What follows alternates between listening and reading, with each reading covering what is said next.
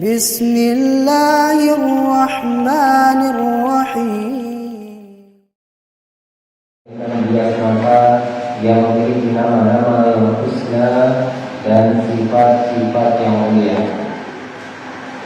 Ibadallah rahmani wa rahmatullah, salawat dan salam semoga senantiasa tercurah limpahkan kepada Rasul kita Nabi Muhammad sallallahu alaihi wasallam, kepada keluarganya, para sahabatnya, tabi'in, tabi'ut tabi'in, kepada para ulama ahlus sunnah wal jamaah, dan kepada kita semua yang berusaha mengikuti jejak beliau dengan baik. Mudah-mudahan kita bersama golongan oleh Allah Subhanahu wa taala termasuk golongan orang-orang yang mengikuti jejak beliau dengan baik. Amin ya rabbal alamin.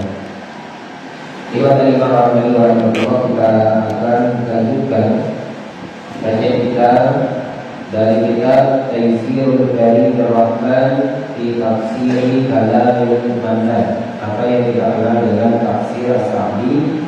Kitab ini disusun oleh Syekh Abdul Rahman bin Nasir As-Sa'di rahimahullah. Semoga Allah merahmati beliau, merahmatkan beliau, dan semoga Allah jadikan kitab ini sebagai rahmat biar beliau yang pahalanya terus mengalir kepada beliau lagi. Bismillahirrahmanirrahim. Kita masih dalam pembahasan tafsir dari surah An-Nazi'ah. Tafsir dari surah An-Nazi'ah. Pada pertemuan sebelumnya kita telah membahas tafsir ayat yang pertama sampai dengan ayat yang ke-14. Dan insyaallah malam ini kita akan melanjutkan yakni tafsir dari ayat yang ke-15 sampai dengan ayat yang ke-26, insyaallah jika waktunya mencukupi. Dan kemarin telah kita bikin ayat 15 sampai ayat 26. Jangan salah, atau ada yang membaca tafsir dari ayat 15 sampai 25, itu silakan untuk yang mau dengan kita. Tidak ada.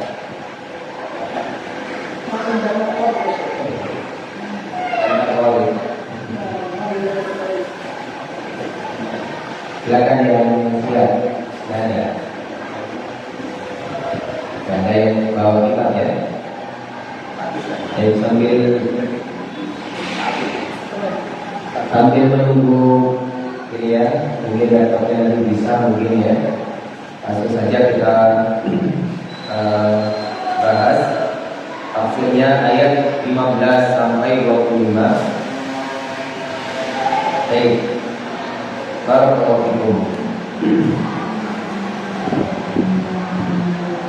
Yaqulullahu ta'ala li nabiyyi Muhammadin sallallahu alaihi wasallam. Allah Ta'ala berfirman kepada Nabinya Muhammad sallallahu alaihi wasallam, hal ataka hadithu Musa, apakah telah datang kepadamu berita tentang Musa atau cerita tentang Musa? Apakah sudah sampai kepadamu kisah tentang Musa? Wa hadzal istifhamu an amrin 'azimin mutahaqqiqin wuqu'ihi. Pertanyaan ini yaitu pertanyaan dari Allah Subhanahu wa taala terhadap Nabi Muhammad sallallahu alaihi wasallam adalah an amrin 'azimin, adalah tentang perkara yang besar, perkara yang agung, mutahaqqiqin wuqu'ihi, yang benar-benar terjadi, yang pernah terjadi dahulu pada masa Nabi Musa alaihi salam. Allah Subhanahu wa taala berkata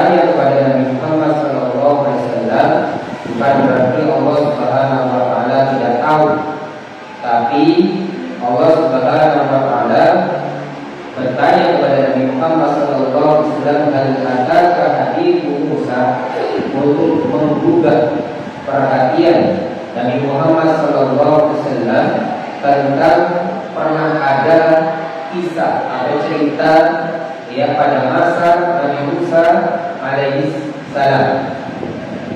Ai hal ataka hadithu, maksudnya apakah telah datang kepada wahai Muhammad hadithu, beritanya atau kisahnya, ceritanya. Idnadahu rabbuhu bil wadil muqaddasi tuwa, yakni ketika atau tatkala Allah memanggilnya, yaitu Allah Subhanahu wa taala memanggilnya bil wadil muqaddasi tuwa, di sebuah lembah yang suci yang bernama Tuwa, yang mana Allah Subhanahu wa taala memanggil Nabi Musa alaihissalam di Al-Wad Al-Muqaddasah, yakni di sebuah lembah yang suci namanya Tuwa. Wa huwa al-mahallu alladhi kallamahu Allah fi, dan Tuwa ini atau Al-Wad Al-Muqaddas ini, lembah yang suci yang bernama Tuwa ini adalah wal mahallul ladzi kallamahu Allah fi. Ini adalah sebuah tempat yang mana Allah Subhanahu wa taala berbicara langsung kepada Musa alaihissalam. Jadi Al-Wad Al-Muqaddas, Tuwa, lembah yang suci yang bernama Tuwa ini menjadi tempat di mana Allah berbicara langsung kepada Musa alaihissalam. Oleh karenanya Musa ya disebut kalimullah, itu orang yang salah satu nabi yaitu nabi yang mendapat gelar kalimullah, yang diajak bicara langsung oleh Allah Subhanahu wa taala. Wa mutanna alaihi birrisalah, dan Allah Subhanahu wa taala di situ, yaitu di tempat mahal tadi, di tempat tempat yang muqaddas tadi. Mahal itu tempat tempat yang muqaddas, yang suci tadi, yang bernama Tuwa tadi. Allah Subhanahu wa taala imtanna alaihi birrisalah. Allah Subhanahu wa taala menganugerahkan atau memberikan kepada Musa ar-risalah. Wa ta'akahu bil wahyi, dan di situ pula Allah Subhanahu wa taala mengutus beliau Musa alaihissalam bil wahyi, dengan suatu wahyu. Wajtabahu, dan di tempat itu juga Allah menguji beliau. Faqal, Allah berfirman, idhab ila fir'auna innahu tagha. Setelah Nabi Musa alaihissalam mendapatkan risalah, setelah Nabi Musa mendapatkan wahyu dari Allah di lembah Tuwa tadi, perintah Allah adalah idhab ila fir'auna innahu tagha. Pergilah kamu hai Musa ke Fir'aun, sesungguhnya Fir'aun itu sudah tagha, sudah melampaui batas. Jadi tujuan Nabi Musa diberikan risalah, diberikan wahyu, adalah supaya Nabi Musa berdakwah kepada Fir'aun. Kenapa? Karena Fir'aun sudah melampaui batas. Ai fa innahu an tuyanihi wa syirkihi wa isyanihi bi qawlin lajinin. Fanharu an tuyanihi, larang dia itu dari perbuatan melampaui batas. Fir'aun itu sudah melampaui batas. Fir'aun sudah mengaku Tuhan. Fir'aun sudah berlaku semena-mena kepada rakyatnya. Fir'aun sudah berlaku zalim kepada rakyatnya. Rakyatnya diperbudak. Ini adalah bentuk bentuk melampaui batas. Wasyirki dan kesyirikannya. Kemudian wa'isyanihi dan kedurhakaannya. Fir'aun sangat isyan, sangat durhaka. Namun perintah Allah Subhanahu wa taala kepada Musa untuk datang kepada Fir'aun itu dengan biqaulin lain, dengan ucapan yang lembut. Hei Musa, kamu datang kepada Fir'aun karena Fir'aun itu sudah melampaui batas, sudah durhaka. Tapi kamu dakwahi dia itu dengan qaulin lain, dengan ucapan yang lembut.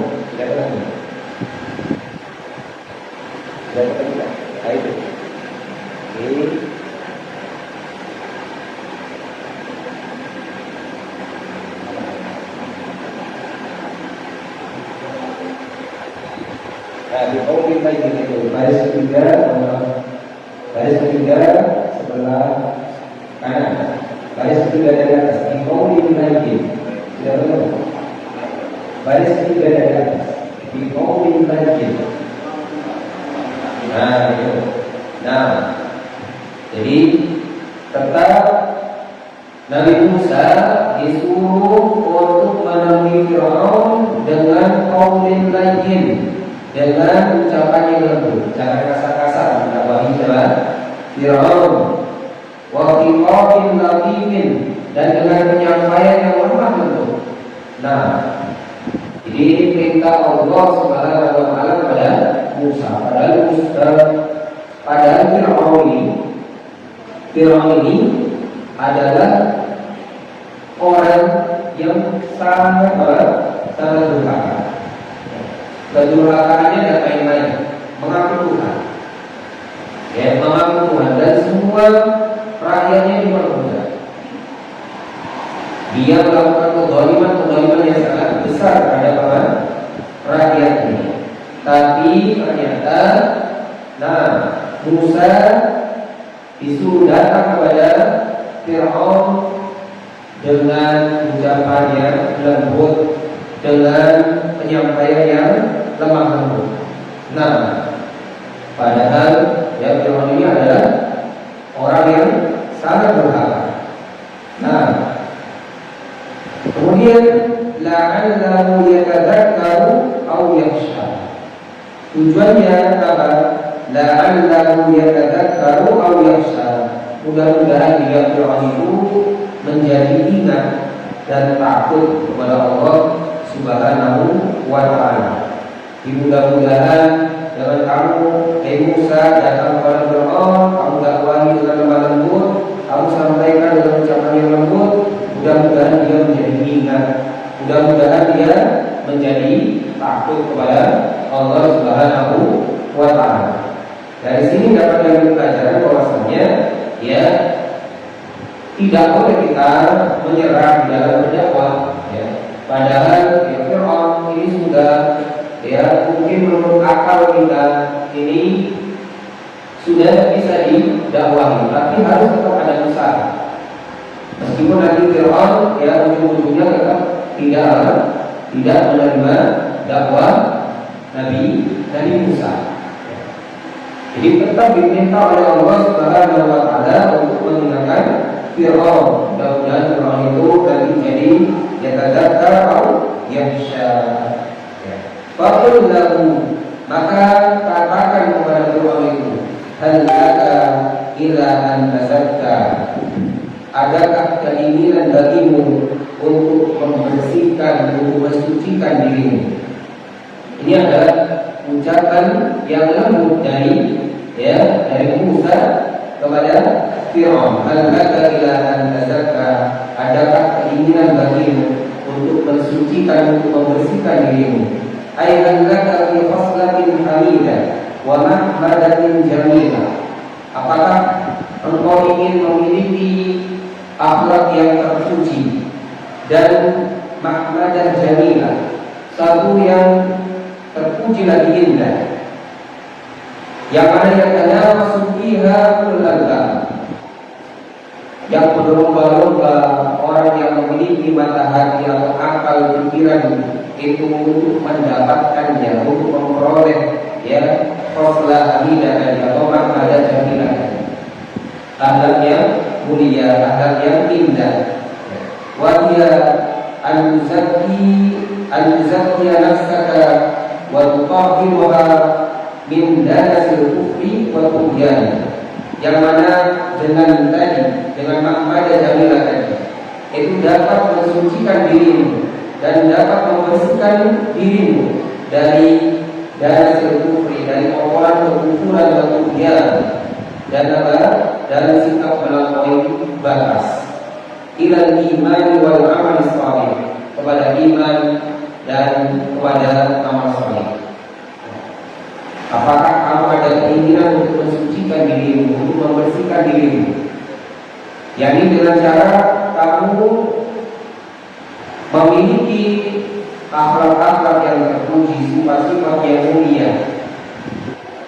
Kamu ganti kotoran dan kekufuranmu itu, melampaui batasmu itu dengan apa? Dengan iman dan amal saleh. Kamu ganti dengan iman dan amal saleh. Wa ahdiyaka ila rabbik, dan aku akan wa ta'ala min mawaqi suhbihi, dari perkara-perkara yang menjadi faktor kemurkaannya. Saya akan jelaskan mana perkara yang diridhoi oleh Allah dan mana perkara yang dimurkai oleh Allah. Nasihat Musa kepada Fir'aun, ya, jadi hal laka ila an tazakka wa ahdiyaka ila rabbika fatakhsha. Namun apa yang Imam rahimahullah, fantana'a Fir'aun mimma da'ahu ilaihi Musa. Namun Fir'aun lagi-lagi imtana, enggan, mimma da'ahu ilaihi Musa, dari apa yang disampaikan Musa kepadanya. Iwan Imam Ahmadi warahmatullah, Fir'aun dengan congkaknya menolak dakwahnya Nabi Musa.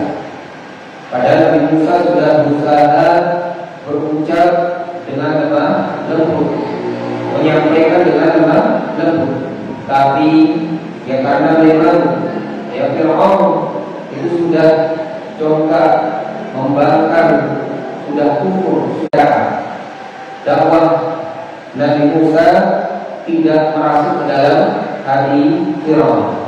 Tapi kata Imam Ahmadi warahmatullah, sekali lagi dapat diambil pelajaran bahwasannya Allah Subhanahu wa Ta'ala sudah mengetahui bahwasannya nantinya Fir'aun itu bakal menolak ya dakwah dari Nabi Musa alaihissalam. Tapi Allah Subhanahu wa Ta'ala masih memerintahkan Musa alaihissalam untuk mendakwahi Fir'aun. Ini menunjukkan pentingnya dakwah. Jadi tidak boleh kita pesimis ya, di dalam berdakwah. Saya berdakwah ini nanti tidak akan diterima, percuma. Ini tidak boleh. Tetap harus disampaikan sebagaimana Musa datang kepada Fir'aun. Adapun hasilnya itu nanti di tangan Allah Subhanahu wa Ta'ala. Ibadah iman rahimani wa rahmatullah. Kemudian fa'arahul ayatul kubra, lalu Musa memperlihatkan al-ayatul kubra, yaitu al-ayat al-kubra, tanda-tanda kekuasaan Allah yang sangat besar. Ya, ay jinsul ayatul kubra fala yunafi ta'addudaha fa'alqa asahu fa'idha hiya thu'ban mubin wa naza'a yadahu fa'idha fa'naza'a yadahu fa'idha hiya bayda inna'idhu. Musa memperlihatkan tanda kekuasaan Allah yang sangat besar. Ini mukjizat, jinsul ayatul kubra, salah satu jenis dari tanda kekuasaan Allah yang sangat besar. Yang mana jinsul ayat tadi, fala yunafi ta'adduda, tidak menafikan tanda-tanda yang lain, tidak menafikan banyaknya tanda-tanda kekuasaan Allah. Jadi tanda-tanda kekuasaan Allah sangat banyak, mukjizat yang Allah berikan kepada para nabi banyak, tapi Allah hendak tunjukkan satu saja di antaranya. Fa'alqaha fa'alqa 'asahu fa'idha hiya thu'banun mubin. Maka Musa menjatuhkan tongkatnya. Fa'idha hiya thu'banun mubin. Maka seketika itu tongkat yang dilemparkan oleh Musa tadi itu menjadi ular yang sebenarnya. Ini ketika